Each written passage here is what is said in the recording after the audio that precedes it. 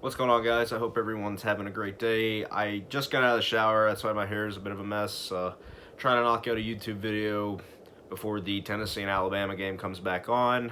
It's halftime right now, so we're winning, which is like almost never happened in my lifetime. Us beating Alabama. I hope we can hold on to it. But yeah, like I said, I got a CD collection update for you guys, and all but one of these are metal. I say that because somebody got mad in the comments in the last collection update and complained that there was more music than just metal in the collection. Almost all of this is metal.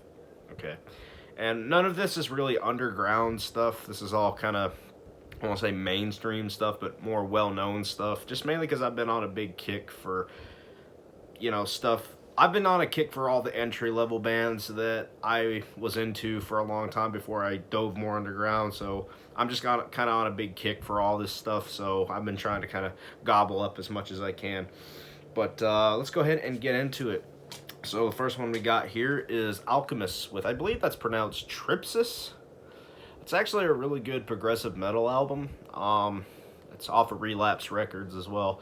I'm not really a huge Alchemist fan, but I got it. This was in the 25-cent bin, and I was like, why not? This is one of their albums that I actually enjoy. I'm not much into a lot of their other stuff, but this one's pretty good. I was like, for 25 cents, why not, Alright, here's the non-metal release here. It's more hardcore, maybe kind of dips into metal a little bit. It's Attica 7 with Blood on My Enemies. If you're into, like, I don't know, stuff like Terror, Throwdown, Hatebreed, which I'm a huge Hatebreed fan, so you'll probably end up digging this. It does have some metal in it, but it definitely leans more into hardcore. It's like that tough guy hardcore and whatnot, and some of that stuff can be kind of cringy, but some of it's okay too. But yeah, Attica 7 with Blood on My Enemies, Blood of My Enemies. Alright, we got the Black Dahlia Murder with Ritual. Excellent, excellent, excellent death metal album. We got Black Dahlia Murder, Everblack. Probably their best outside of their first two albums for me. Absolutely brilliant album. Black Dahlia Murder, Abysmal. Another solid album. This band doesn't have a bad album. And the Black Dahlia Murder, Nightbringers. And I do have Verminous on the way. And when I get Verminous, I will have completed the Black Dahlia Murder's discography, which is really exciting. Alright, we got this one. I'm probably going to get laughed at for this and told to go kill myself, like on my Halloween Ends spoiler discussion. I had a lot of people get mad in the comments about my feelings on that, but I'm sure the metal community won't like this too much, and that's fine, because this is one of the first metal bands I ever got into. Bullet for My Valentine, Scream, Aim, Fire. I mean, you can get mad at me, but then you have to go get mad at my buddy Dylan Wolf, who is a metal purist, but he still likes Trivium. This is like my Trivium, Bullet for My Valentine. I like Trivium, and I got some of their stuff coming on the way that I can't wait to show that off. But I like Bullet for My Valentine, and that's, I think, probably, other than The Poison, their best album. I got another album from them, and it's not my favorite release. They do a little bit too much on this album that's too different for my taste. There's a couple good songs on it, but that's Bullet for My Valentine with Gravity. Now, this album is better than Temper Temper. I will go out of my way to get every Bullet for My Valentine album except Temper Temper. I will not get Temper Temper to complete the collection. I hate that album. This is a bizarre album, but it is way more listenable than Temper Temper. So, like I said, it's not my favorite, but like I said, it was also in the 25-cent bin. I was like, I could add some Bullet for My Valentine in my collection, and I did like the most recent release from them quite a bit. Alright, we got Corrosion of Conformity, Blind. I've been on a big kick for Corrosion of Conformity. I remember a long time ago I saw them with Cannibal Corpse, interestingly enough. Corrosion of Conformity, though, I saw this, it was like $2. I was like, why not? Nice little add to my collection there, nice little addition. Alright, here's a great one for me. Deicide with To Hell with God. I think out of, most of us as extreme metal fans all love the first four Deicide albums, and then they kind of just went they got kind of stale with albums like Incinerate Him and In Torment in Hell. And then they kind of bounced back with, I didn't mean to knock my camera, sorry. They kind of bounced back with Scars of the Crucifix, and then they bounced back even further with Essential Redemption, and I thought that Even Till Death Do Us Apart was a good album. This is what I kept modern Deicide alive, new Deicide. And I wasn't as big on In the Minds of Evil as I am this and Overtures of Blasphemy, but this one in particular is probably my second favorite out of the last three Deicide albums, right behind Overtures of Blasphemy. So yeah, I actually think To Hell With God's a good Deicide record. I got another stack here I'm trying to pull over. Alright, we got Dying Fetus, Reign Supreme. This is a death metal classic to me. I wouldn't put it on the same shelf with, like, Clandestine by Entombed, or I'm not a fan of Left Hand Path, but I am really a big fan of Clandestine. I wouldn't put it on the same shelf as Deicide, Legion, or anything like that, but it's definitely a classic. Maybe a B-tier type of classic, if that makes sense. It's definitely, in my opinion, Dying Fetus's best release, and this is one I've been wanting to get for a while, but it's an absolutely great album. I love the production on it. That's one thing I didn't like about Wrong One to Fuck With. It was kind of the part 2 to Reign Supreme, but the production was a lot cleaner, which I like the dirtier production of Reign Supreme. We got Lacuna Coil with Karma Code. I was kind of dozed off into space there for a minute. I don't know why. This is an okay album. I own a couple Lacuna Coil albums. They were one of the first metal bands I got into. The one before this album's a piece of shit, but this one is definitely a lot better than the one before. But yeah, that's an okay album. Alright, got Lamb of God, Resolution. I saw it. It was a decent price. I was like, why not? Got it. Not their best release by any means, but it is what it is. Alright, we got a first press copy here of Peace Sells, But Who's Buying by Megadeth.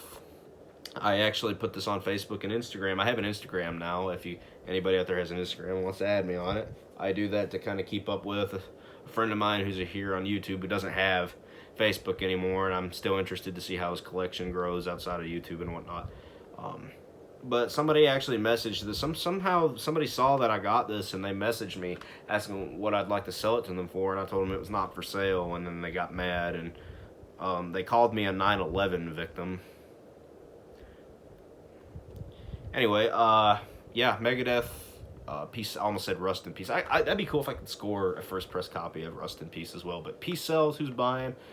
Probably my second favorite Megadeth album behind Euthanasia, which is really weird. But I'm glad to have that in my collection. Alright, we got, I'm tired. I was up all night last night. Nightwish, Dark Passion Play. Yeah, pretty good Nightwish album. There's a couple people I know that don't like this album. I actually really like this. I don't think Nightwish has any bad material at all. Some of it's better than others, but this is definitely, I think, one of their more superior albums. But I guess a lot of people out there don't agree, which, I mean, it's fine. Perfectly fine. Everybody has their own opinions, and they're entitled to it. And I wish somebody would tell those fucking Halloween fans in my comment section. They're blowing my comment section up today. They can't accept. I've literally been told I'm not allowed to have a different opinion, literally, out of that verbatim. But anyway, back to the video. I got 2 releases from this band. I love this band, and I hated the fact that they broke up, but they're back together doing shows, and I'm so happy for that. We got The Red Chord with Clients. Oh my god, this is such a fucking good album. It's a slip cover. This is the actual case of it. It's such a fucking... This album rips, dude. A lot of people classify these guys as deathcore. They're not really deathcore. If anything, they got a lot of death metal in them. They got a little bit of grindcore in them, and they do have like breakdowns that would be in deathcore as we know it today. But these guys kind of came out before that deathcore, because deathcore started back like what deathcore as we know it today, the MySpace scene, which we're past the MySpace scene, but bands like this is very different than bands like As Blood Runs Black, and different than Whitechapel. It's different than the first Bring Me the Horizon album, which I'm not a fan of that album. I'm not a fan of anything Bring Me the Horizon. It's very different than Suicide Silence's The Cleansing and Depth by Oceano. It's very, very, very different than that. And I know I just put this on upside down. I'm sorry. I realized that I put it on upside down. Sorry about that. I'm an idiot. But it's very, very different to that. And I wouldn't even really group this in as deathcore, but these guys get credited for being one of the first deathcore bands. I don't really see that, but it is what it is.